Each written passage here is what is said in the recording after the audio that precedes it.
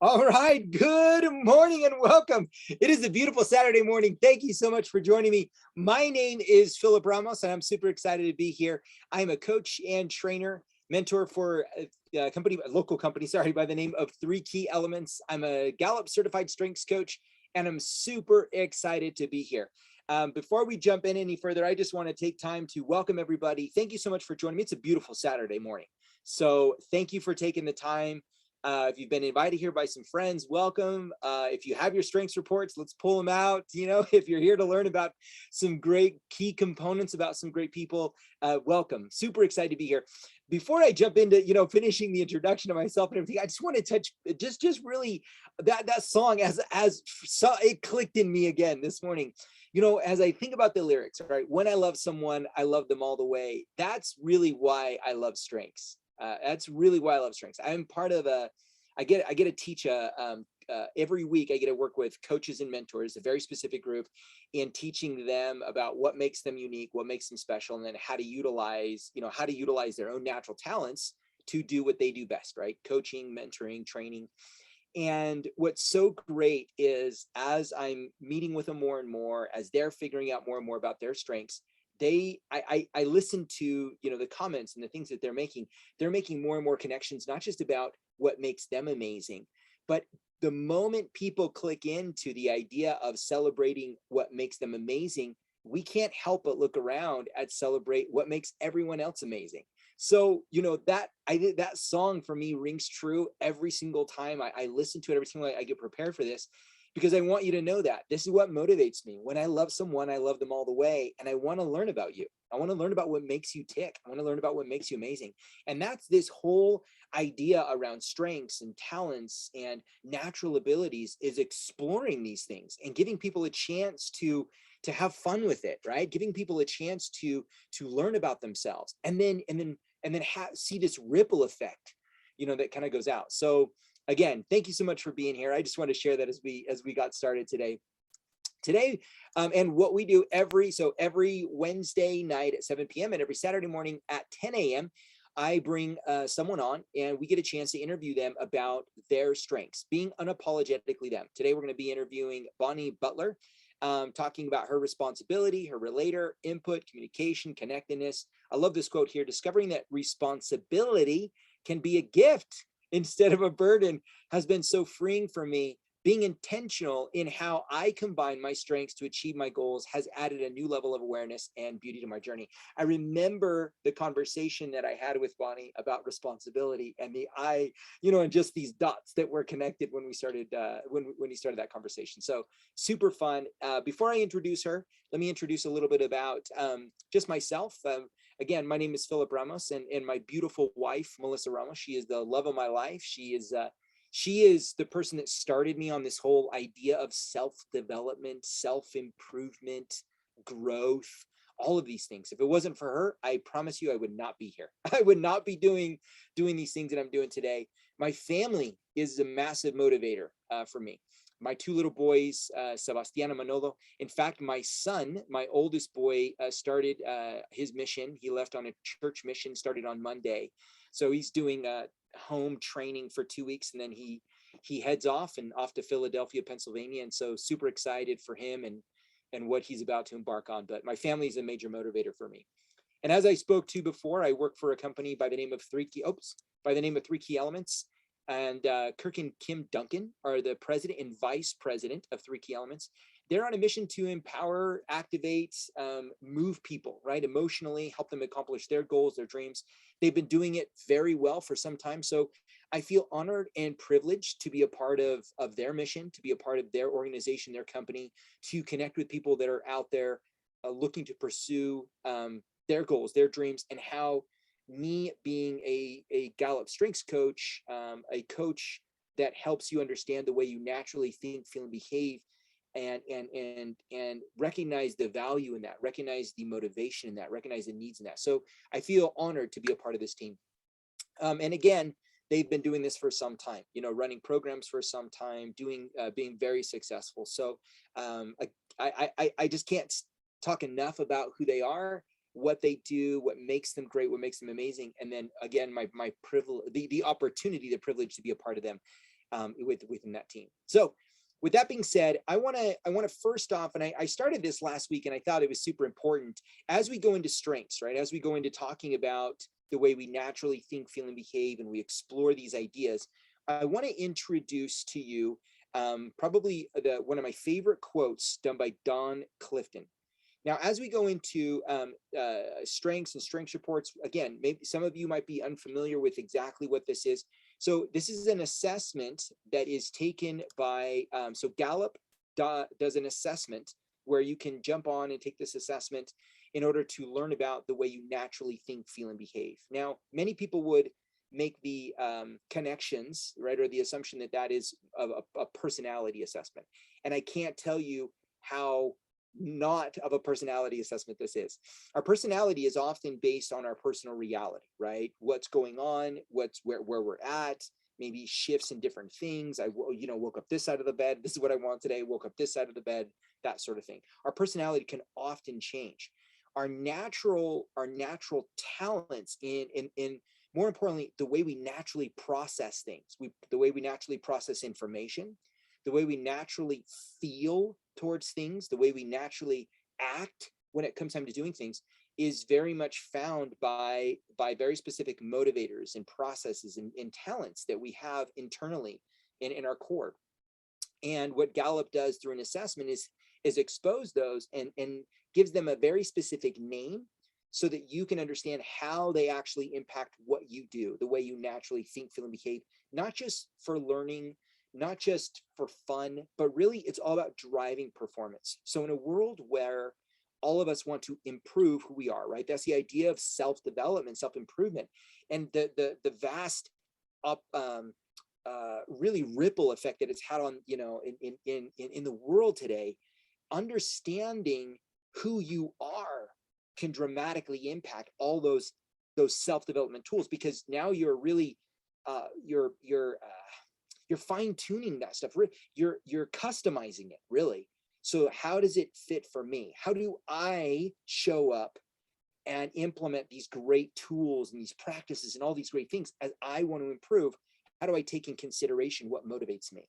What are my needs? What's my internal process as I drive towards performance results, right? Better marriage, better maybe you want to make more money in your business, your career, you want to improve your life, you want to improve whatever it may be. We want to move forward. We don't just want to, stay even as we progress in life. We want to change life just a few degrees so that it can, right, begin to propel ourselves forward and up. And in that process, understanding the way you naturally think, feel, and behave to drive that performance, I'm telling you, it's a game changer. It's an absolute game changer. If you even if you haven't taken your assessment yet and you're watching this recording or you're on here live, and if maybe you know someone that has invited you to this, I want you to really connect with them and ask them, what has knowing their strengths done for them? What is knowing your strengths, how has it impacted your life? Because those questions, those things, I'm telling you, it has changed my life. 3 years ago, I took the assessment, and I would never have ever thought in a million years that I'd be where I'm at today doing what I'm doing. But it was the assessment that showed me some things in terms of drives and motivators and things that I love that really connected me to where I want to go and what I want to do. So I'm grateful for that. Now, with that being said, I want to share with you a quote by Don Clifton. He is the creator of Clifton Strengths. And he has this quote here, just to introduce him real quick. He was recognized with a presidential commendation from the American Psychological Association as the father of strengths-based psychology, the grandfather of positive psychology. So in a time where self-development was on the rise, this was, 50s, 60s, 70s, when it was, really picking up and moving towards that direction, what Don looked at was how can we look at what's right with people rather than fixating what's wrong with them? Because often in self-development, raise your hand if you've been on the pursuit of self-development and it was your weaknesses, right? It was the thing, I need to work on what I'm not good at. I know I did. That's how I approached it. That's how I absolutely approached it. My wife and I, we went to all kinds of seminars and all kinds of great things. And you know what I learned? I learned that I wanted to be better. but I also realized I'm not very good at a lot of things. I'm not, I need to improve here, I need to improve here. So although, and we started, first year of our marriage, this is 20 years ago. And I realized that it was hard for me to see what was great about me when I felt like I was, in comparison to everyone else seemed so much further than me. So that's why I love what strengths does. And the purpose of strengths is not to focus on your weaknesses, but to really amplify and really give focus and attention to your strengths and your talents. And how do we utilize them in our life to drive and propel our performance? Now, I want to reintroduce my wife and myself again. Here we are. I want to introduce our talents and our strengths report to you. So when you do your assessment, it's a 25-page report, and this is what the first page looks like. Okay. So on page number 1, it gives you your 34 talents in how it's called your talent filter, in how you naturally think, feel, and behave. You're going to discover motivators, you're going to discover needs, but these are my talents, okay, 1 through 34, and how they're listed. Same thing with Melissa over here. So I'm the positivity one. Next time I'll put our names above them, but I'm positivity over here, and my wife leads a strategic. Okay, that's her process. Now, if you look at the colors over here to the side, these where it says relationship building at the top, it says executing, influencing, relationship building, and strategic thinking. Those are what are called domains, and each one of these 1 through 34 are what are called themes. And each domain has about 8 or 9 different themes. So within you, they're all color coded, right? So you see strategic and futuristic on my wife's top here, and they're all strategic thinking, right? Or both of those. Then you see mine over here, for example, positivity and woo. Positivity is relationship building, and the next is influencing. So what you're looking at are these wonderful assessments and words and colors that really are showing the way you naturally think, feel, and behave to drive performance. Now, what's so key about this, and what's so special about this, I became a certified Gallup strengths coach last year. And the reason why, and I started coaching about a year before that, where I was fascinated by people's strengths and what makes them tick, what makes them unique. And what made me so fascinated by this was how it actually impacted my marriage. You see, Melissa and I, we had been to, like I said before, we had gone to retreats. We had been involved in self-development our first year of marriage. We read books together. We went to seminars. We did all these things. In fact, Melissa and I, in order to prove our marriage, we went to marriage counseling, right? We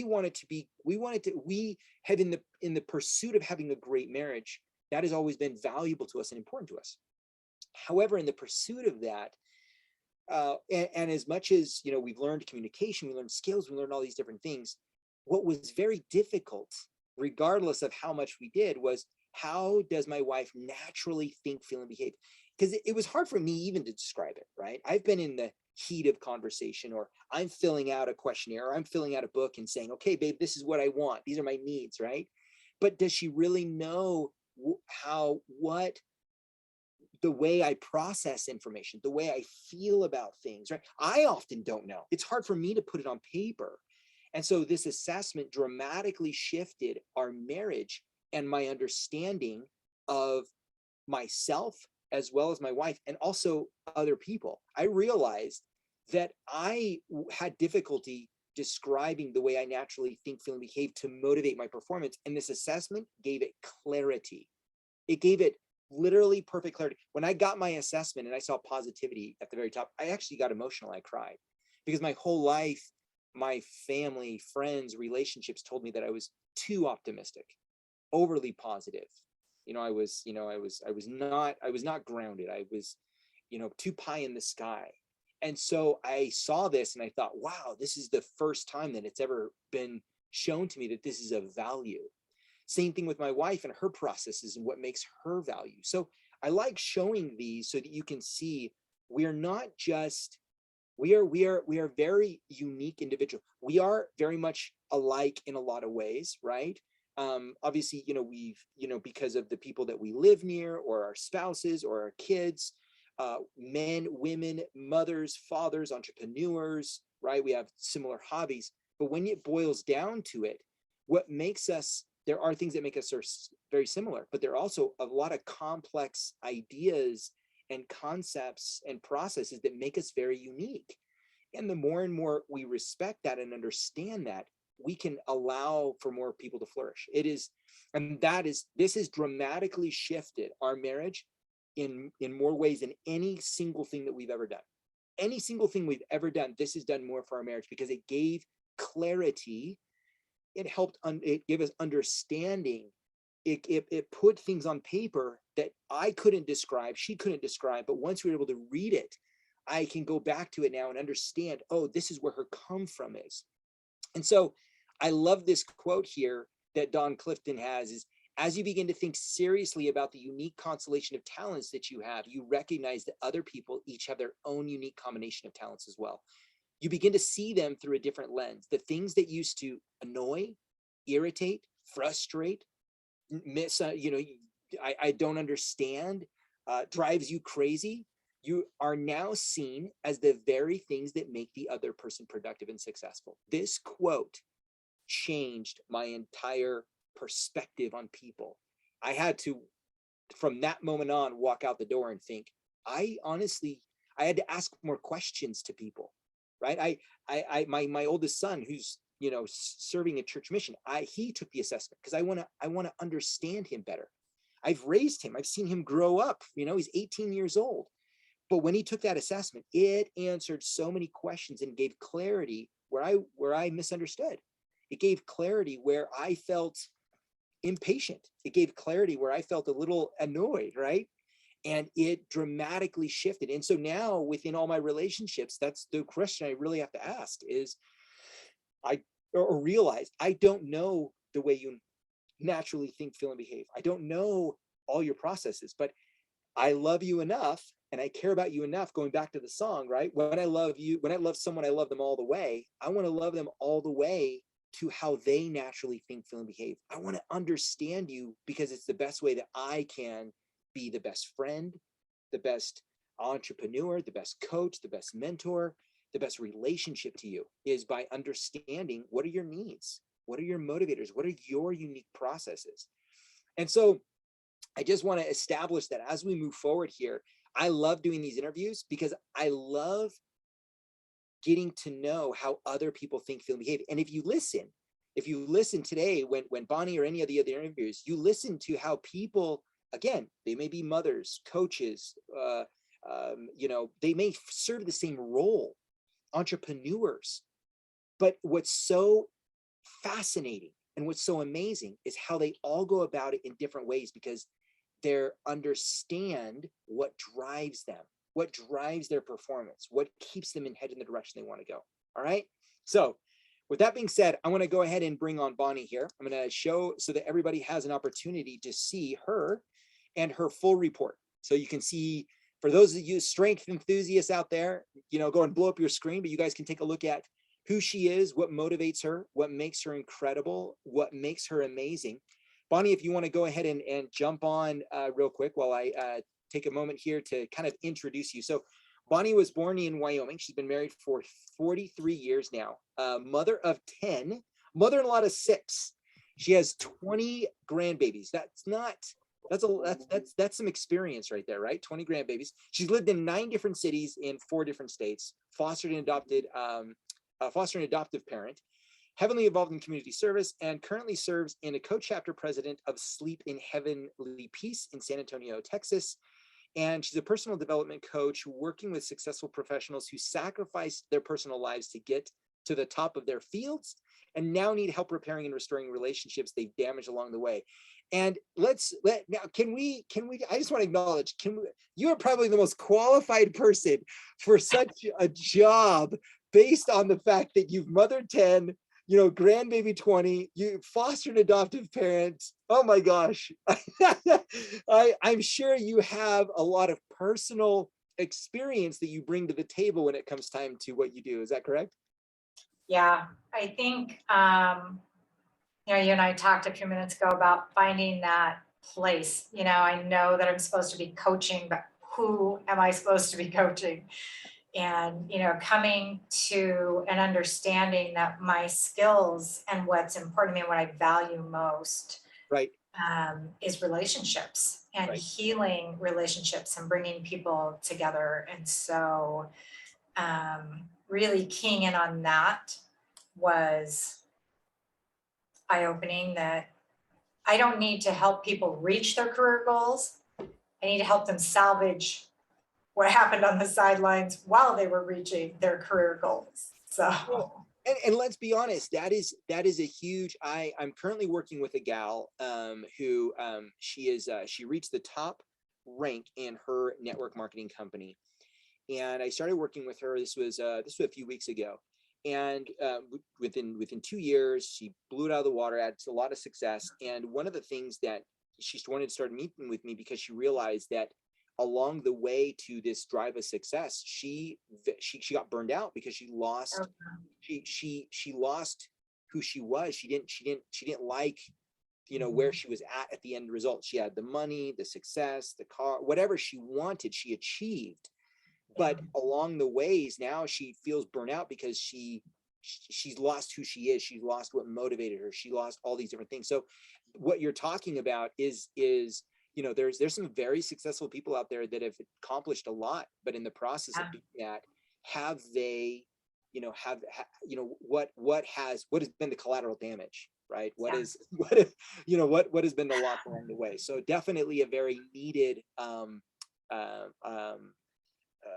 I guess just a very needed niche, right? A very for people to really see that there is life on the other side of success, right? yeah. And there is, I mean, the statistics show that over 50% of marriages where one of them's a workaholic end in divorce. Oh, And that's tragic. What's the point of getting to the top if no one's there to celebrate with you? If you've exactly. lost everybody along the way, Exactly. what do those achievements mean without the people around you? Absolutely. So it's kind of lonely at the top, right? Yes. Well, good for you. Good for you for getting out there, getting your hands dirty and helping those people. So in getting this started, Bonnie, what I wanted to do is I'd love to start off with talking to you about your first initial thoughts of when you got invited to take the assessment. So because it's always fascinating to me. So for me, when I was invited to take the assessment, I was like a hard no gracias. I've taken personality assessments before. There's no value, right? I know that I'm green. I know that I'm happy. I know that I work well with people, but that was it, right? That was what my experience. But once I took it, and once I was like, oh my gosh, right? This is amazing. So, but for you, what was your first initial, thoughts and processes when you were invited to take the assessment? So probably one advantage I had was I had no idea what it was, right? And I've done a few personality tests here and there, whatever. But I agree with you. It's like, I don't know how I feel about those, but I don't internalize them. Right. And because I was invited to take this as part of a training program with 3 key elements, and I had completed one section of that training. And as part of moving into the next section, they sent me this invitation, okay, go take this assessment and we'll move on from there. And so I had no idea what it was, no clue, didn't really, it was just all right, being responsible. This is the assignment, go do it, So I did it. And really going into it had no thoughts one way or the other about what it was. It was just the next step in my training was to take this assessment. So yeah, had no idea the blind side that was headed my way when I got those results. Man, that was tough. Good. Well, so now that you kind of transitioned to that beautifully, what were your thoughts? Like, so you got your results, right? You're staring at them now. You went into it, whatever, I'll do it, right? To move into the next step. You have your results now, and what were your thoughts? What were you thinking? Total devastation. Total devastation. I think I cried. I just, to see responsibility at number one, this thing that had haunted me my whole life and had kind of, for me, and you and I have talked about this, it was a burden to me. And it was, somebody's got to be responsible, and always ended up being me, right? So I can't go have fun like everybody else. I'm not spontaneous. Somebody has to keep the kids alive, right? So it's like, great. I'm never going to escape this. I'm never going to get free of this burden. And that's the way I looked at it. This thing that had been in my mind, a negative part of my life. And now it's showing up as my number one thing. It's like, oh, really? I was not happy to see that there. It was really, really tough. And I think one of the first things I did is hand my report to my husband and have him read over it, just wanting a little reassurance. And he handed it back, goes, yeah, they nailed you. I was like, great. So yeah, I think the value for me came in meeting with you and in coaching with you, and starting to understand that the reason that responsibility was such a burden in my life is I was always running it in the basement, or at least looking at it in that basement area where it felt like it was controlling my life, and I couldn't just go have fun. I couldn't be fun. I'm not a spur of the moment person, and I struggle with that, and I'm married to a very much a spur of the moment person. It's like, stop! Right. But I think one of the things that I found the most value in having you coach me through that was being able to look at some experiences in my life that, because of that responsibility, I had actually achieved some really important things in my life. And that it was because of responsibility, I was at the level I was at. Yes. And seeing it in a different light, that, okay, well, then maybe it's not all bad. Maybe there's something positive there that I just have not ever recognized or acknowledged, because it just landed in my life at such an early age. I think I was 7 the first time I really recognized an extreme level of responsibility, and it just didn't feel good. So. No, I'm glad you're, so number one, I appreciate you being so vulnerable, and I appreciate you being so honest, because I feel like, so if I were to, so I want to bring up your report here, because I think often, right, people take, because this idea of talents and what we think of things as good and bad, right? Everything has, I'm either good or I'm bad. I'm either strong or I'm weak, right? Type of thing. And so often we, especially people that get their report and they're going to look at their top 5 or top 10. And so, and we say, okay, this is who you are. This is what motivates you. And then we look at the bottom here, and we often think that, oh, this is what I should not be doing. I should not be doing. But when we really get in the heart of it, just like you, when you first see it, we are because the way we naturally think, feel, and behave is so, these talents, these things, they're such drivers in our life. My positivity, I mean, I thought the same thing. Like, or my woo, right? How are these have hurt me, right? My wife has told me stop being this way, or this person, right? And it wasn't because she didn't want positivity, or this person didn't want positivity, but it was hindering my relationships. My woo was hindering my relationship. So when I see this report, I'm thinking, how is this at all beneficial? This is bad. Right. Good. This isn't a talent, right? I thought I was going to see something else, and I'm like, oh yeah, right. But what's so great, and I love that you're saying this, what really holds people back is not necessarily these things. We self-sabotage down here when we feel like, okay, I got to model, I got to be like this other coach or mentor, this person. I want success. They do all of this down here. I know I got to go do that, right?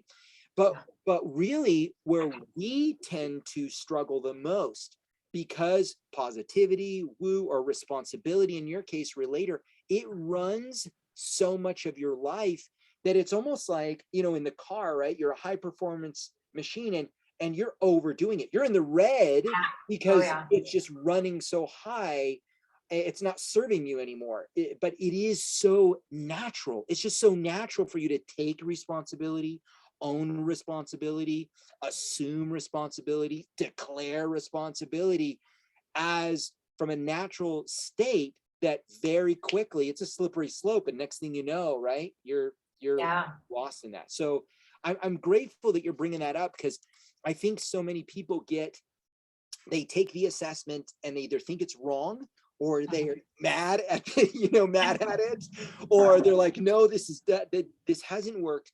But you really, and it's that level of awareness, right? You have to be very clear that yes, there are moments where this may feel like a burden or feel hard, but take a look at, like, I look at, for example, my positivity. So much of our marriage and my wife, and I really think that is a big reason why my wife married me, is because of my positivity, right? Because of my woo.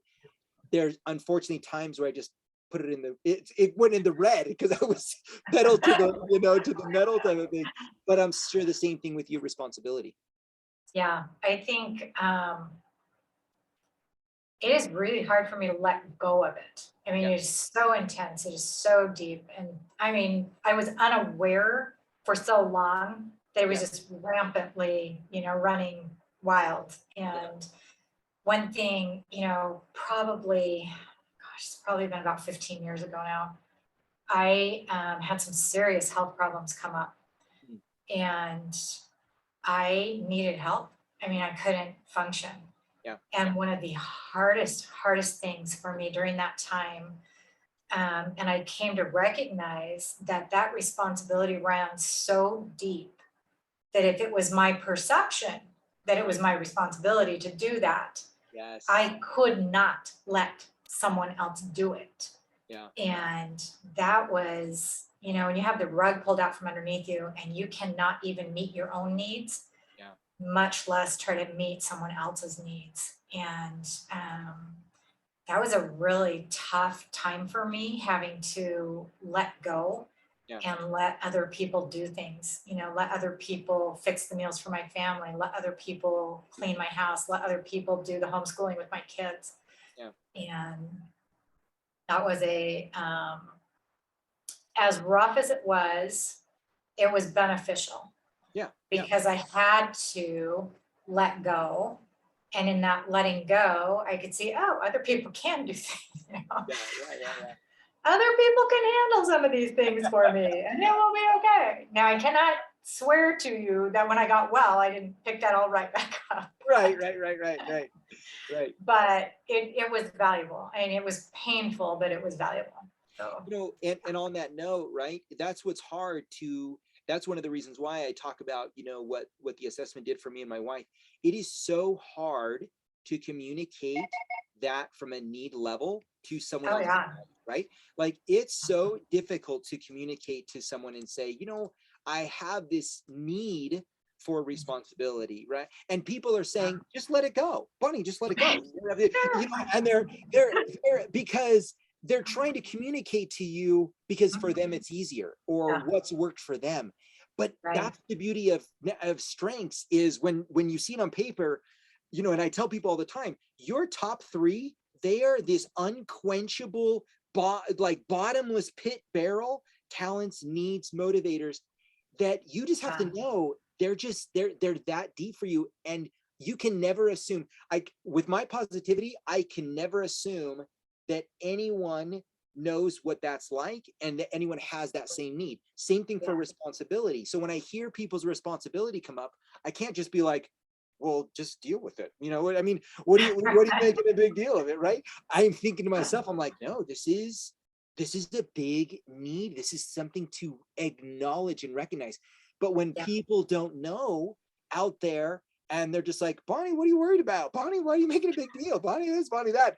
Inside, you're like, oh, right? You're just like, you're cringing at it because people don't know. And so You're right. You feel it like right here. It's like you don't get it, you don't get that. And it's tough, like you said. And I think you told me one time, your responsibility is always going to be there. Just put it on autopilot. It's never going to leave you. And I was like, oh, what is autopilot? And I'll be struggling with something, and then I'll have a conversation with you and you'll start laughing. You're like, so like, that's your responsibility, right? I'm like, I had it under control. Yeah, it just creeps up behind that curtain all the time. It's always. right there. And This is I have the to be really intentional in putting it in the backseat and just and that's, one of the things that is described in my report with that responsibility is that for me, if I'm going to do something, I'm going to do it right the first time because I think it's a waste of time to Yes. just throw something out there and have to keep Yes.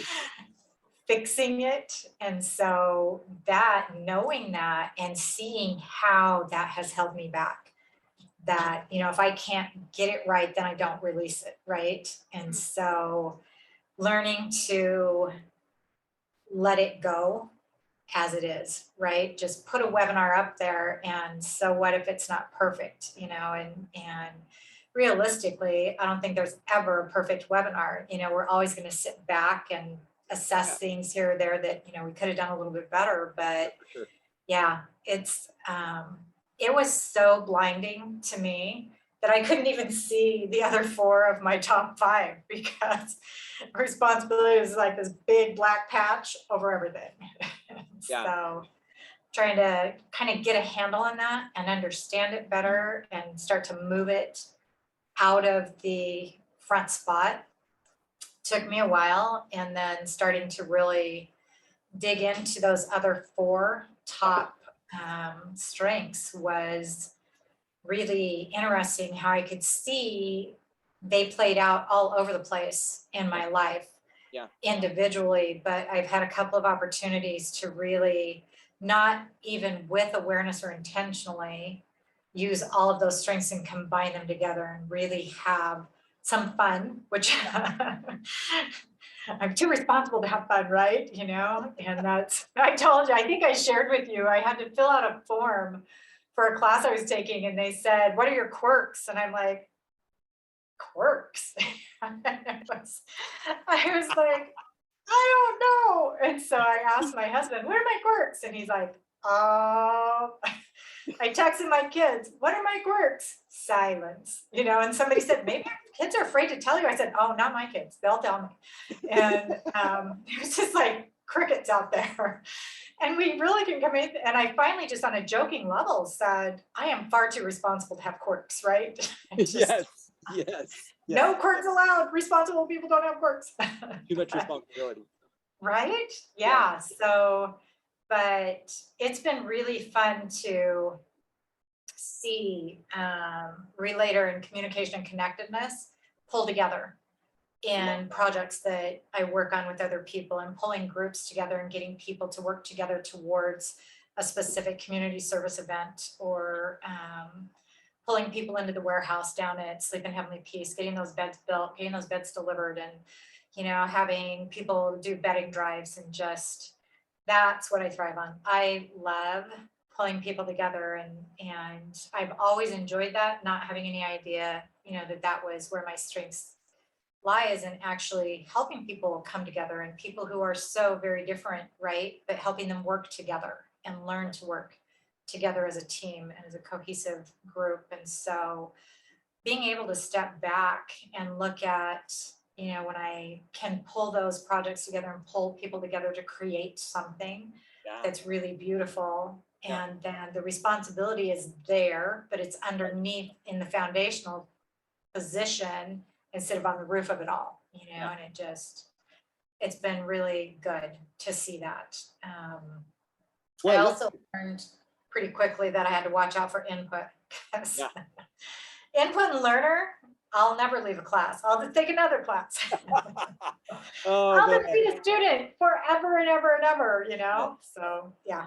I love that. So, and you talked about, obviously we're talking about, the heaviness of certain strengths and you managing that, but you've also mentioned, and we talked a little bit about, these projects and different things that you've done in the past, and how your connecting shows up. So of all these different things, as you look at it, what do you think are your superpowers? What are some of the things that what are some of the where are you finding success with, not just in obviously within your community service or with what you're doing as a coach, but even just your everyday, how are you bringing together some of these great talents You mentioned obviously your responsibility, your input, right? Your relator, your connectedness that are there.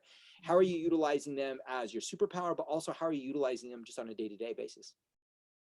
So I think, as I thought about that question, I think the superpower comes in the combination of them, Mm, being able to intentionally combine them. And I think with communication and connectedness, those two I can combine and click together really, really quickly. And then if I add relator in there to that, yeah, then I can just really move forward and get people moving for things. yeah, And I think um, I can walk into a room. I ideally walk into a room and find someone I know, right? That's my comfort zone.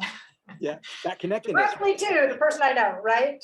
First thing, connect, feel comfortable with somebody. And then, once I feel kind of comfortable with the room, I can talk to anybody, and kind of reflecting back over my life and looking for those instances. Mhm, mhm. Um, I will go to Disneyland, right?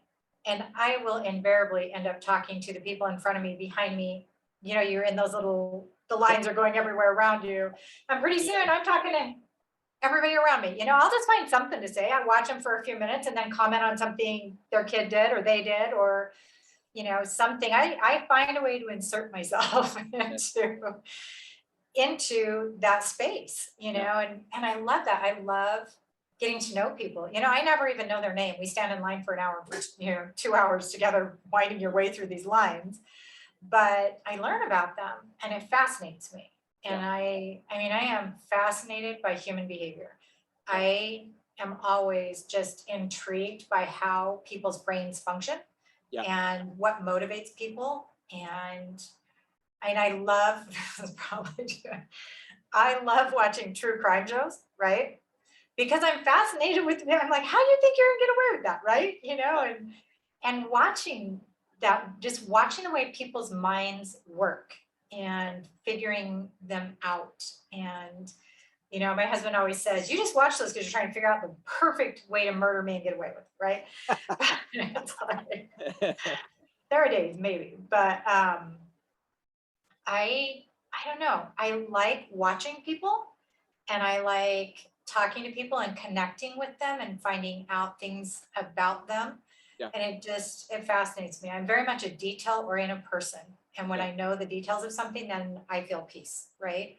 So like my husband is the opposite. He does not want details about anything ever. And details drive him crazy, yeah, but details bring me peace. yeah, So if I can figure out the details of something, then I feel like if it was something positive, I can recreate it if I understand how it happened. yeah, And if it was something negative, I can prevent it from happening again if I can figure out how it happened. And yeah. so, I love that. I love that you recognize that in terms of your details, right? I see your, yeah, so you have your input, right? That connectedness. And often people don't recognize that. So you mentioned you and your husband. So your husband doesn't need details to take action, but you need um, details to take action, right?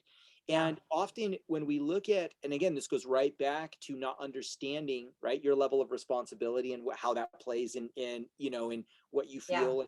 But same thing with like other strengths like input or connectedness or communication, right? There are needs within inside of these talents because they're motivators. There's yeah, things that we definitely. need as we pursue forward. And my wife mentioned there about she can relate needing of the details. But she's if I've ever gone to my wife, if I want to move the needle on our relationship or a goal or an idea, I I have learned to have a plan. Like my wife needs a plan of what Yep. this would look like, where it could go, that sort of thing, right? And for me, does it feel good? I'm off, right? Yeah, it feels good. I'm going, right? I'm taking action. And so it's so important that I love that you're acknowledging your needs and recognizing, oh, I need details, right? And then, but then also your husband, oh, he doesn't need these to move forward. And I think at times when we don't know those, that can be very frustrating, right? Yeah. Oh yeah. Where where you're trying to tell him all the details and it's frustrating Drives you him nuts. because you're trying to tell him and he's like, I don't need him, right? Well, I don't know what we're talking about Yeah, this. he moved on already. Yeah, exactly. And he wants to get you to do something, and he's just trying to he's trying to push you while Right. you're turning back and saying details, details, details, details, right? So, and this And is it's like, I don't know. I'm like, yeah, well, figure it exactly. out. Yeah, yeah. And so this is the dynamic of this is the reality of the dynamics is that the more and more we give credit to what our needs are, what our motivators are, and the more we give credit to the needs of what other people's are, that's how relationships, that's how goals, that's how things can move forward when there is that space for needs to be fulfilled, for things to be aware, and not put it on right when we don't know those. We make the assumption, and we put the expectation on other people, right? So because you need details, you've put that expectation on your husband. Because your husband doesn't need details, he's put the expectation on you to say just go, right? Kind of thing. And me and my wife have done the exact same thing, and business partners do it, relationships do it, friendships do it, and because we're so driven, but we're unclear, we don't have a name to it, we don't understand it, we're out there just pushing and pushing and pushing and pulling and pulling and pulling, thinking surely I'll get where I want to go, and not really working with some of the things. So I love that you brought that up. That's super good. I think for me too, one of the keys has been probably over, I wish I had learned this sooner, right? Probably over the last decade, maybe a little bit more than that. I have really found peace in letting people be who they are, Yes. right? And not needing people to think the way I think, and not needing people to see things the way I see them, Yes. and understanding that it's not wrong. Yeah. So many people see different as wrong. And Yes. to me, different isn't wrong. Yeah. It's just different. And it's okay if somebody thinks differently or does something differently. And, Joe and I do a lot of home renovations, right? We've bought and sold homes and flipped them and done the repairs. And, we have the same end picture in mind, but our pathways do not diverge. They are not parallel. They're nowhere near each other Right. to get to the end of that. And so we've kind of learned to give each other the space. You do your portion and let me do my portion, and we'll end up together, and this will be beautiful when it's done. Yeah. But I don't need him to do things the way I would do them anymore. I used to think, just do it this way. Just do it this way. It's right if you do it this way, right? Yeah. But he doesn't. And we were kind of laughing yesterday because I am very task oriented. Yeah. And I have a task and I complete my task, and I have a task and I complete my task. And he has 20 different projects in various stages of completion at all times. That's so great. Crazy. Can you just pick one and finish it? Just finish one project. So So we're kind of laughing yesterday because he's got, chairs he's recovering over here, and he's building a lattice work for the fence over here, and he's doing some redoing a hose over there. And I'm like, oh, and I just laughed. I said, I want you to know that even though I don't tell you this very often, I do appreciate everything that you do. Yeah. And he goes, I get them all done eventually. They'll all be finished. And the word is eventually, right? That's the key word. So, That's great. I love it. being at peace with that, it's taken me a long time to be totally at peace and to just let people be who they are, let them thrive in who they are. And I think that that's part of where my connectedness and communication come in. The more I can communicate with people, the more I can figure out who they are and where they are, and then work those connections to get people connected together in understanding who the other person is and where they're at, and being okay with that. It's okay for this person to be there. Let's go meet them where they are. We'll meet you where you are. We can still all come together. We can finish this project. We can have amazing results on this project, even if we're all in completely different times of our life and phases and thinking and political parties and religious beliefs and, whatever. It's just such a beautiful thing when you can bring that many different people together and have something really beautiful come out of it. because they're all just willing to let go of their own preconceived ideas and notions about each other I and love it. just come into it with an open mind. Love it. Oh my gosh, I love it. As I'm listening to you, I'm hearing, right, your connectedness for sure. Your communication is live. You're a relator. I mean, that's so awesome. But then again, there's that foundational responsibility of like, the things, and that's where we want our talents to serve us, right? We want to own them. We want to be in control. So Gallup teaches this thing. It's called self-reflection and self-regulation, right? Yeah. Sorry, self-expression, self-regulation, so that we are always in the freedom of expressing who we are, what makes us great, but that we also know that we got to regulate that back, right? That positivity, that responsibility to serve us.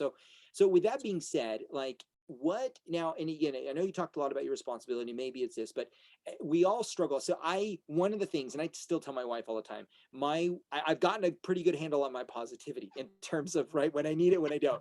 But the one thing that I would have to say that I have to always be aware of is my woo. My woo is one that I'm constantly looking at to make sure, because I have, like you with responsibility, I have so much trauma, experience, stories where my woo it's hurt me. So I have these neural pathways, right? So that's the one that I'm always looking at. Okay, am I regulating it? Am I expressing it, right? Because Yeah. there's times where I'm like, oh, I'm too afraid, or I need to do it more. And so that one's the one that I'm always looking at and working at. And I think all of us do, right? I'm 43 years old. I have a lot of bad habits, I have a lot of history, stories, memories, experiences. And so one of the things that I know, when people are studying their natural ways of thinking, feeling, and behaving, their talents, you have to do it from a conscious mind. You have to do it from a conscious space and really recognize, okay, where am I at now? What am I doing now? How can I move forward now? Right? That sort of thing.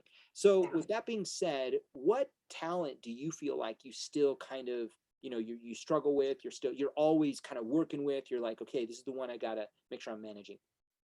Input. Input. Yeah. I just want more information, more information, more information, right? Let's fine tune this. I can do this better. If I take one more class, then I'll be more ready to go do this. And it's one Yes. more, one more, one more. And I recognize that it was preventing me from moving forward. I wasn't launching my business because I was staying in classes, and I kept going, okay, let's take this one more class. Yeah. I'll have one more session with Philip. I'll have one more session with Kirk. I'll go take this class over here. I'll go take that, because that will add to, right? And then it'll make my program even better. And Yeah. then, whatever. And I always feel like if I don't attend that class, then I'm missing out on the key component that might be the thing that will, get my program where it needs to be.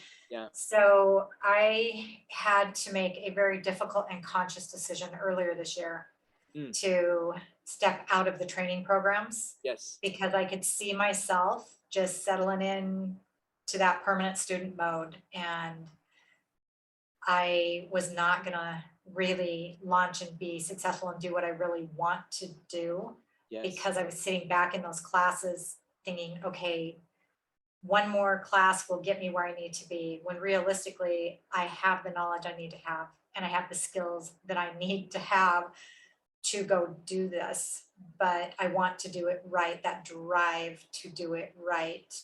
And if I go to one more class, I can do it better. And so it was a really painful decision to step out and to say, okay, I have to let go of this. It's like my security blanket. Yeah. As long as I'm in these training classes, I have a tribe around me. I have people that are supporting me, but what are they supporting me in? My learning, because I'm not doing, right? I just get trapped in learning.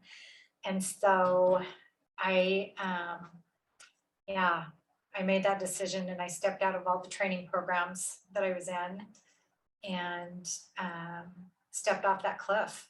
And it's been it's been really good in some ways and painful in other ways, because it's brought up a clear delineation between what I do know and what I can do, Yes. and the aspects of running a business that I don't know and I don't have down and I don't know where to start, how to do Yeah. those things. Yeah. So it's really helped me define, okay, I can go coach people, Yeah. hands down. Yeah. That's not, I mean, you put me in a room with people, tell me what they, I'll do a class, no problem.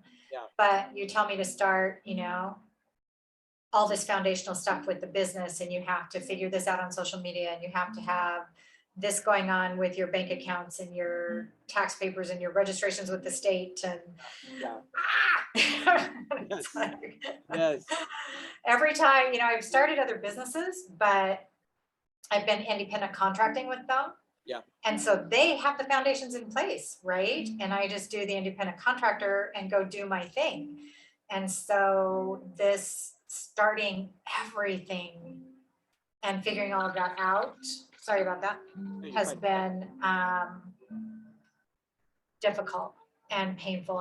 And there are days, like, I know there's this whole collective group of you up there in Utah, right? And you are all at each other's events, and you help each other and you support each other, and you're just there, right? And so I'm down here in Texas all alone. Like, I don't have that. I don't have a group to go to and say, help me figure this out. And Yeah. so, I've had some real clarity on the direction I want my business to go. Yeah. And what my ultimate goals are. And so now, instead of just shotgun approach training, oh, there's a class, I'll grab that one. There's a class, I'll grab that one. Yeah. I can be much more focused and intentional in the classes that I'm grabbing and taking, and the programs that I enroll in have to really be intentionally focused towards what I want to do, instead of just, oh, it's a class. Yes. Just go take a class. I love So, that.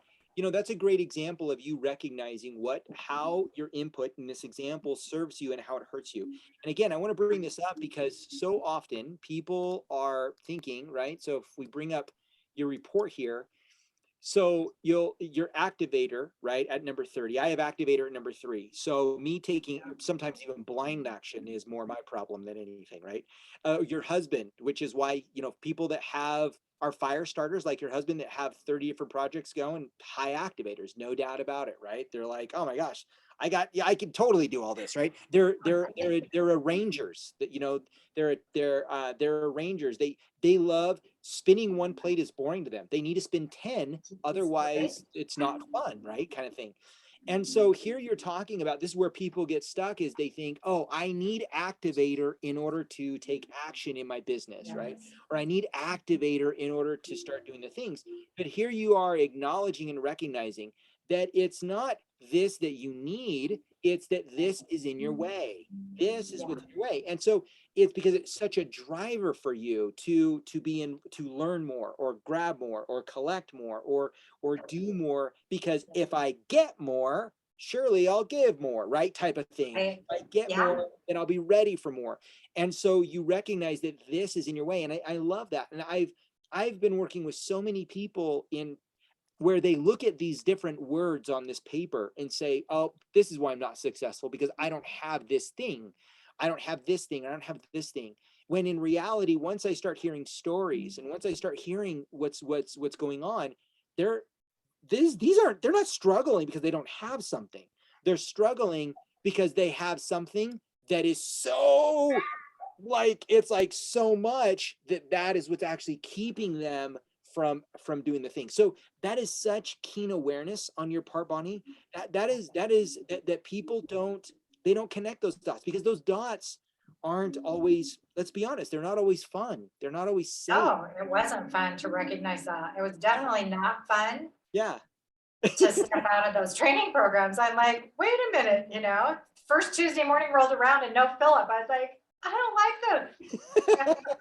I don't like this. So, but it's really, it's been good to help me really delineate that, and where do I want to go, and what do I need to really get there. And, the interesting thing too is, like, with my community service involvement, I don't think twice about that, right? I don't necessarily need details. If I see an opportunity for community service, I'm there. I will just jump in, and then I'll figure it out later, and it just, the need to be of service to somebody, the need to be of help to somebody else. And Yes. I really,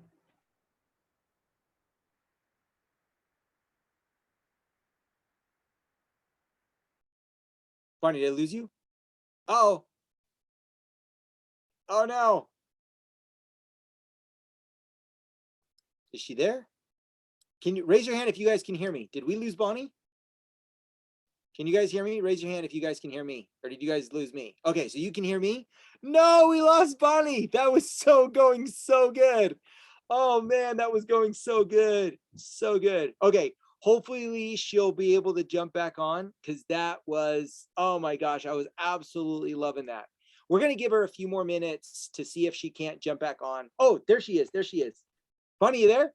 okay, I am. Can you hear me now? Yes, we can totally hear you now. We totally hear Okay, you now. Okay. everything froze. No, you're I was fine. Okay, so go back like, to where'd what you you go back to what you were talking about. You were talking about, right, your input, your realization, and in your community service and go? Yeah, needs like there. And with the community service, I don't need the details to start with.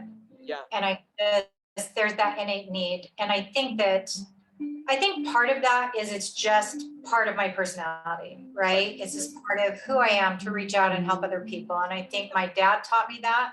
yeah, My dad just had a very giving heart, and watching him, give. And I honestly, you and I have talked. I grew up not wealthy.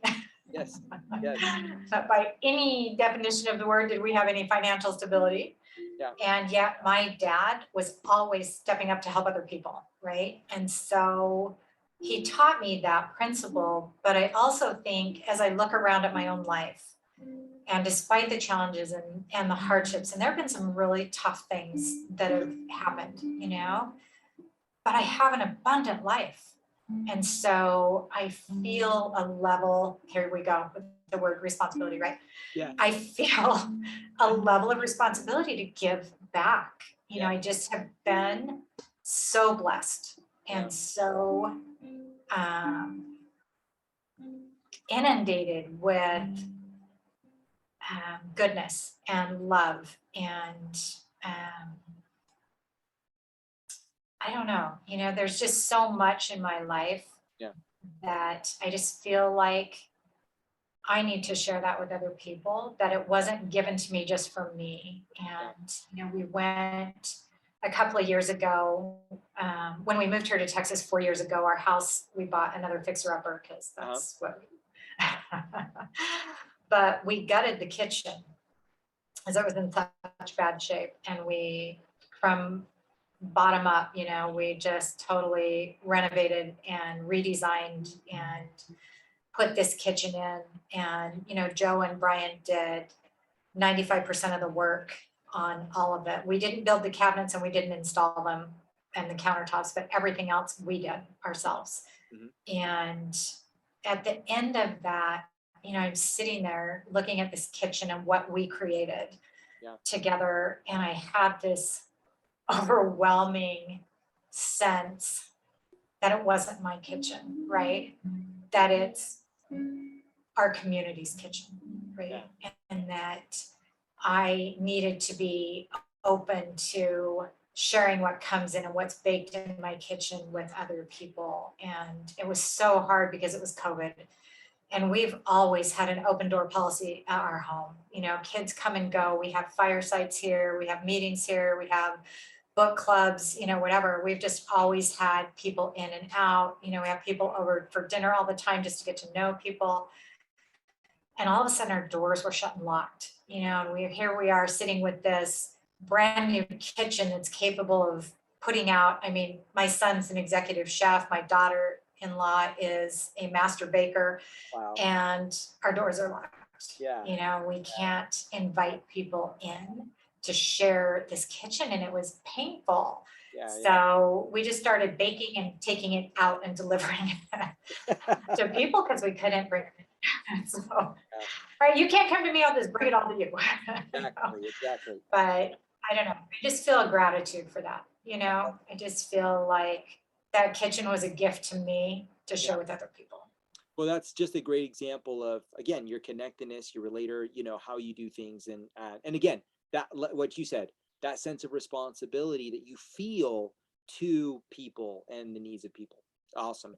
So I mean, you've been phenomenal with everything being said, because you've been on your strengths journey for some time because of the class, and so I what would you say has been the greatest thing, impact, from understanding your talents, understanding your needs, understanding your motivation, understanding your strengths? What has been, if you could sum it up, what has been the greatest impact that you've, or the greatest thing that's happened to you because of strengths coming into you? Uh,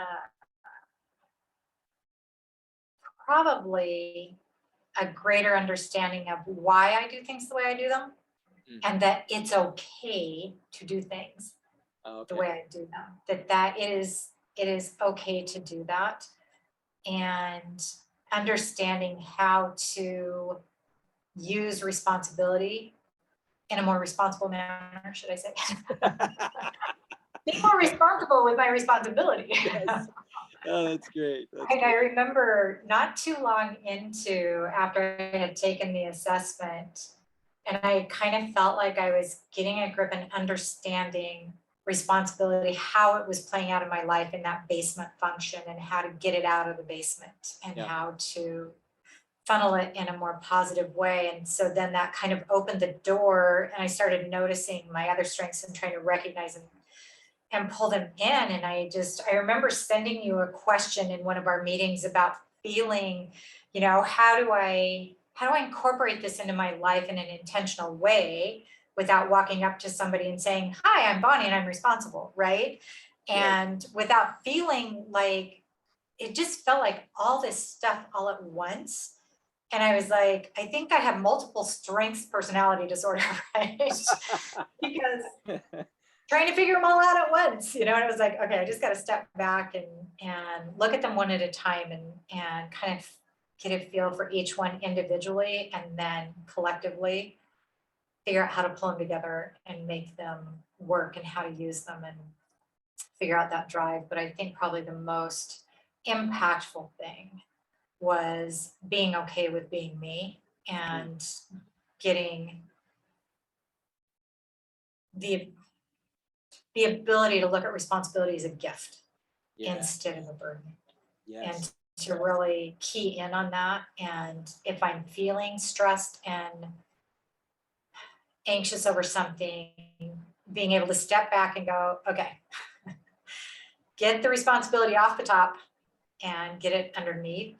Because 95% of the time, if I am feeling that anxiety and that stress over something, it's because the responsibility is out of proportion to what it really needs to be. I pulled it up front in the driver's seat instead of letting it run in the background. So I love that. That's very good awareness on your part. And same thing for me. And I think same thing for a lot of people is, people, one of the things that they love about strengths is that self permission, that self validation, that of who they are. And they're not just good enough, they're phenomenal, right? And that these are the things that can serve them and move them forward. So I love that. I love that. So if there's, because if there's one thing, because people that are watching these, I've had people message me about this stuff. I've had new people taking the assessment. So if someone's brand new to strengths, they're brand new to this idea of strengths, brand new to this idea of talents, what would be the number one recommendation you would say, since you know what you know today, you've been on this, your own journey, what would be the number one recommendation you'd have for them as someone starting out on their strengths journey? come at it with an open mind. I think it was beneficial to me to not have any idea what this assessment was. So I didn't have any preconceived notions about what it was going to say, because I didn't know what it was. Yeah. And I think when you get your report, don't key in on your own definition of what those words mean. Good. Yes. Yes. You and I have talked about that, right? We have a definition for words in our life. Yes. And so if I immediately apply my definition of that word to that talent, then I've got it in a box already. Yes. And then I've got to try to figure out how to get it out of that box. Yeah. So if you just can come at it with an open mind and not preconceived ideas or definitions of what it's going to mean to you. And I think really one of the things that really helped was in those top 5, and you have all those pages that just define them very clearly, right? Yep. And so I recorded those. I just read those in a recording and I play that back for myself. So I hear my own voice telling me it's okay to do this. And this is the way, it's okay, and you just get to know yourself a little bit better in that and be very aware of the sides where it says what can trip you up, what can get in your way with these strengths. Make sure that you don't just key in on, okay, these are the positive things, let's go, right? You need to be aware of where you're going to trip over the block because it's going to come, it's going to come, especially as you're new and trying to be intentional with your strengths. I think the more intentional we become with them, the easier it is to trip on that block because we want it right here all the time. We want to use that strength, use that strength, use that strength. And so then we lose sight of the backside of that because we pull it in too much where it doesn't necessarily fit for this situation. And so we try to combine all of our strengths into everything. And sometimes you need to, okay, I don't need responsibility there. I don't need relator here. I definitely don't need input right now, but I need communication and connectedness right now. Yeah. And so I think that in the beginning, it's really important to really key in on those things and key in on how they play out in your life. But you'll find that as you do that and as you become intentional with them, pretty soon it's not, you don't have to go look at that. Okay, now what did that say about responsibility again? What, it just starts to flow. Just like anything else, the more you practice it, pretty soon you don't have to have your paper handy to look at, okay, how do I do this in connectedness? And it just becomes a part of your flowing out into life. And it becomes a more positive part of who you are and what you're doing and what you're presenting to the world. And you don't have to consciously pull it up to use it. Yeah. Oh my gosh. Oh my gosh. So beautiful. I hope for those of you that are watching, you've really listened to a lot of the things that she said, because take notes. People often do get stuck on the wording. They don't recognize the value and the depth, like what she talked about in the top 5, right? In your pages 3, 5, 7, 9, and 11. Recognizing the importance of being in the flow, right? When we're moving forward, pulling back, that self-regulation, right? That self-expression. So, well, thank you so much, Bonnie. Thank you so much for being here. And thank you so much for taking time out of, I know you have an event going on. Thank you so much. I really appreciate it. I know that it's this kind of stuff where we get to see, right? My communication at number 4, your communication, right? That plays for you and how you play with it, with your responsibility and your connectedness. And it's beautiful to see in so many ways. Yes, we are alike in some ways, but we're more different and complex because of other motivators that intertwine with all of that. So again, thank you so much for being here. Anything else you want to say before we have you go? Hey, thank you very much. It was so fun to sit here with you again today. Yeah, see right? Get to communicate. I watch them. I can't always get here live, but I do go back and watch them. I've watched quite a few of them. So well, it's I've fun. told my wife that she's like, I told her, in fact, we were talking this morning. She's like, who are you interviewing today? I'm like, Bonnie. And she's told me to come out and we'll do a strengths event out in Texas. So please. See, I told you I'm lonely. I need you to come on down and do an event down here. I love it. We got to plan that. That'd be super fun. It would be great. It would be great. For anybody out there listening, take the assessment, connect with Philip, get going in your life, move forward. I love it. Well, thank you so much, Bonnie. You have a beautiful day. You too. Bye-bye. Bye-bye. Oh man, that was so much fun. So much fun. I hope that you have gained value. I hope that you guys learned from everything that she shared today and in her personal journey and what she's been through. I love that. I love it, love it, love it. That awareness that she has now and what she's aware of and her talents and her strengths and recognizing, right, the things that motivate her, her input, how are her responsibility. I think often, and this is the thing, is that people, we have focused so much on our weaknesses that we give energy to our weaknesses. We give, like, oh, I got to work on this, I got to work on this, I got to work on this. But really, if you're listening to Bonnie, what's in her way, right? Or what has hindered her, what has served her responsibility?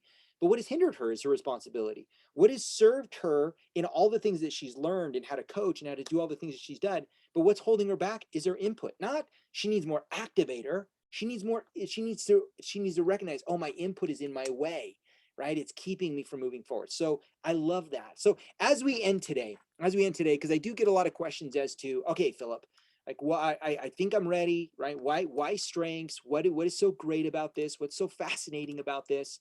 So what I want to do is I want to talk about real quick about living authentically, right? This is the goal, is people want to live authentically. And people live they want to live authentically, and they think that living authentically, right, as we question it, is, oh, I need to change my hair color, or I need to change the way I dress, or I need to change my job, or I need to say more of this or say less of this. And we start doing all these different things in order to live authentically. But what's important about living authentically is, first off, is recognizing and acknowledging, how do I think, feel, and behave? That's the first key component in understanding what actually living authentically looks like. When you don't understand and acknowledge, at least, that you have a different processor than the person next to you. I grew up, I have five siblings. I have five sisters, one adopted little brother. And so in our family dynamic, we went through a lot of trauma, a lot of stress, a lot of different things. But one thing that was I am very different in the way I've turned out, or in different things that I've pursued, and same thing with all my other siblings. Yet what was different? Was it because of our upbringing? Was it because I suffered more, they suffered more, they experienced more, I experienced less, I experienced more, they experienced less, right? What's all the thing there? But the truth of it is that the way they processed it was different. The way they felt about it was different, and how they acted through it was different. So we have a unique iOS processor. The same thing in your phone, right? Your computer chips, all these different things and when you upload your apps to your phone, all this different customization you are a customized processor. You're customized based on what motivates you, what your needs are. So knowing the way you naturally think, feel, and behave can dramatically equal what living authentically can look like for you. Okay. Now, this is where people often look for that, is they look for external motivation. So they look at their goals. They say, I have a health goal. I have a weight goal, a money goal, a relationship goal. Or they look to their goals and they start and they model other people, right? We want to model practices. We want to model principles, right? In order for us to reach a health goal, should we all go to the gym? Probably. Should we all eat healthier? Yes. Are there things that we know we should eliminate? Yes. Are there things that we know we should add? Yes. Right? Those are good practices. But what are about the motivators behind going to the gym? There are some people that I've coached that if I told them to get a gym partner, they would absolutely never go to the gym. Where there are some people that I've coached that says that if I told them to go alone, they would never go alone, right? They want to go with a partner. There's motivators behind everything that we do. There's needs, there's motivators. But when you use, for example, losing weight as the external motivation, you unhinge yourself, you unanchor yourself, and now you're free flowing around modeling other people, modeling other people's behavior, modeling other people's success, thinking, oh, if I did what they did, surely I'll find what I'm looking for. But what you want to do is you want to ground yourself. You want to be grounded, and you want to look inward, because when we look towards money, right, as a motivation. I need money, so I need to become someone. I need to do things. And there's action steps that are good to take. But how quickly you're going to lose yourself when you don't know the way you naturally think, feel, and behave. So you're actually doing it authentically. You're pursuing money authentically. What about your career? right? You model the people you work with, you model people you look up to. You know, in Bonnie's case, could she model other coaches and mentors and easily unhinge herself and be like, oh, well, they're doing this, so I should do this, or they're doing that, so I should do that, right? Very easily, because we're looking at external motivations. What about relationships? Oh my gosh, this is a big one, huge one. I know that I have absolutely tried to, I've always wanted to be the best husband I can be. My wife knows that 100%. But have I unhinged myself? Have I lived unauthentically in trying to become that? Absolutely. Because was it because my intentions were poor or my bad? No, I loved her. I loved her. She's the love of my life, the woman of my dreams. But I have absolutely unhinged myself in the pursuit of relationships, my kids, people I work with, my wife. And so I lose myself. I lose because I'm looking at this external thing that's out here and saying, oh, there's this thing out here. I need to become what I need to become in order to make this great, right? I see other people. They do this. They think this. They operate this way. And I lose very quickly the way I naturally think, feel, and behave. And then I question my authenticity. I question who I am. And what does this create? When we do this and we look externally, this is what happens every single time. Burnout. Raise your hand if you've experienced burnout because you were motivated externally by money, goals, people, career. You shifted who you were and you burned out. Is it because you don't want to be financially successful? Absolutely not, right? Is it because you don't want to reach your goals and health goals? No, you want them. Good relationships, career, but we burn out. Burnout comes when we are not clear on what motivates us, our the way we naturally think, feel, and behave, and how we can pursue these things. How can we pursue our goals? How can we pursue money? How can we pursue relationships, career, the things that we want? The solution is looking inward. When we look inward for motivation, burnout is we don't get burned out in the pursuit. I do not get burned out in my relationships when I'm motivated into the way I naturally think, feel, and behave, because I'm clear on my motivators. If you listen to everything that Bonnie said, when Bonnie is successful, she's clear on her motivators. She's clear on what motivates her processes. So when we get clear on who we are and how we operate, achieving our goals we're just in the action step process. We're in the doing process. We're in the work process. This process, this is practices. These are principles that we apply. But what is important is that we recognize the way we naturally think, feel, and behave is what we need to get clear on, because there are needs and motivators within this as we pursue this goal. Does this make sense? Raise your hand if this makes sense. I want to make sure this is super clear, super, super clear. I'm going to recap. We live authentically when we're clear on the way we naturally think, feel, and behave. When we have external motivations to drive us, this is where burnout happens. We get burnt out because we're motivated by this external thing and not motivated by the internal processes, the internal ways we naturally think, the internal ways we naturally feel, and the internal ways in which we naturally behave. When we are clear on this right here is just action steps. This right here is just moving forward. This right here is just taking the steps. When Bonnie knew that it was her input, that she was motivated, what was hindering her, right? But she was also knew what motivated her. When she's clear on the communication, the connectedness, all these things that motivate her, the moment she looks inward and she stays here, this right here is just what she wants is action steps away. And that's the beauty of knowing. That is absolutely the beauty of knowing. So living authentically, okay? Living authentically is number one, is we want to name it. We want to have the beauty of the assessment is it clarifies it. It gives us something very specific. It gives us a name to look at and says, I'm motivated by responsibility, or by my activator, my communication, my positivity, my woo, my strategic, whatever it is. You're very clear, and there's a name to it. With that name comes needs and motivations.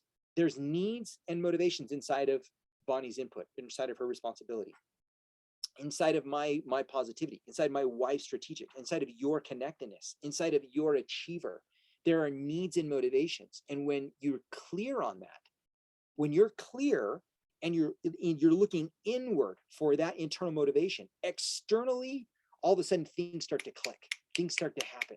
Like you're like, oh, the health goal is just steps away. Money is just steps away. Relationship is steps away, because you're clear on what drives your processes, what drives your needs, right? So if I love it, Bonnie was talking about, here they are. I guarantee you, if we go back to the story with the details that we didn't get in terms of the remodeling of the kitchen, I bet her husband was definitely the one that's like, let's go, right? Let's go, let's go, let's go. And Bonnie's like, wait, we need the details. How is this going to look? Where's this going to go? Where's this going to go? How is this going to happen, right? And he's moving along that. So again, there's needs and motivations that we can be very clear on. Once we know them, all of a sudden things can start clicking in even faster, at a better rate, at a quicker pace. That's the beauty of knowing this. Awareness. I love it. Without knowing that it's my input that is not serving me, she could have spent years and money in saying, oh, I need more learning. I need more learning. Surely more learning will take me to action. It wasn't more information that was going to drive her action. It was that the learning was getting in the way of her taking action. At some point, her input was on such overdrive that it's getting in the way of her pursuing her goals, pursuing what she wants to do. And so knowing and being aware, she mentioned a story about her and I when we talked about when she was young, 7 years old, about how responsibility wasn't serving her. Once we understand awareness, then we can move into appreciation. We want to appreciate our responsibility, our input. We want to appreciate our connectedness. And then from there, we want to anchor it. Anchoring is one of the most important things that needs to happen when you are pursuing your authenticity. When we don't anchor who we are to what we do, we start free flowing again, right? We start doing this. We start free flowing all over the place. We need to be anchored, solidly anchored to who we are. And that's what I teach people through their vision boards, declarations. I teach them how to anchor with essential oils. I teach them how to anchor with different meditation exercises in the morning, different in the evening, because ultimately we want to pursue all of our goals in the way we naturally think, feel, and behave. We don't want to float. We don't want to float, right? We want to be anchored. We don't want burnout. What we want is we want to achieve everything that we want to do, because when we pursue it in the way we naturally think, feel, and behave, we have energy, we have passion, we have excitement. And that's where the clarity and the anchor can really come into, is that when you wake up in the morning, you want to show up in your responsibility in a way that serves you, right? Your input in the way that it serves you. But when you don't do that, it's very easy for us to free float. It's very easy for us to lose ourselves and model, and next thing you know, we're lost, and we lost our motivation. So if you're interested in understanding these on a deeper level, and interested in knowing more about your assessment, your report, figuring out how can you be authentic in pursuing your goals, book a call with me. So this right here, this website, feel free to book a call. We'll have a 1 hour mentoring appointment. I'd love to go over your report. I'd love to know what are you working on? What is the goal you're trying to pursue? What are you trying to accomplish? Tell me about what you've done before. Tell me about the ways you've pursued things that haven't worked. I want to hear all of these different things so we can very clearly pinpoint what are the needs, what are the motivators, what are the talents we need to lean into, so that achieving what you want, accomplishing what you want, you could do it in a space of who you are. Just do it in a space of authenticity. And let's let go of burnout. Let's let go of shifting our motivation, thinking, oh, I'm motivated by money or my goals or people or career. Let's figure out clearly, what is it that motivates you? What are the needs inside of you? So we're very clear on that. So again, next step, book a call. Schedule a call with me. I'd love to talk. I'd love to get to know you. I'd love to figure out what number one, what do you want? Number two, I want to hear what are some of the things that you've done? What are some of the things that are holding you back? So you can get on a clear path to making sure you're connecting with your needs and your motivations to drive your performance. That's 100% what Clifton Strengths is about. Recognizing our needs, recognizing what motivates our desires so that it drives all of our performance. All right. Thank you guys so much for being here. Thank you. I hope you learned from these. I hope you gained value from these interviews. I love doing them. It's like one of my favorite things I get to do, and I love it. I absolutely love it. I love what it brings. And if you're interested in being interviewed, or if you have a friend that needs to know more about the strengths assessment, have them book a call. I would love to chat with them. I would love to talk to them. So often people don't know the value of it. They don't understand it, right? They don't know maybe how to talk about it. That's where I come into play. So if you have a relationship in your life that wants to take the assessment, that wants to know more about it, but they're not sure, maybe they're not getting the explanation right, or maybe there's more details they want, have them contact me. Have them reach out to me. Let's schedule a call. I would love to touch base with them. Okay. Thank you guys so much for being here. Thank you guys so much for joining me. Thank you, Bonnie, for being here. I appreciate you. I hope you guys have a beautiful day. Have a wonderful afternoon. Have a wonderful weekend. And I will see you next Wednesday at 7 p.m. for our next strengths interview. All right. Love you guys. Have a beautiful weekend. I'll see y'all later. Bye-bye.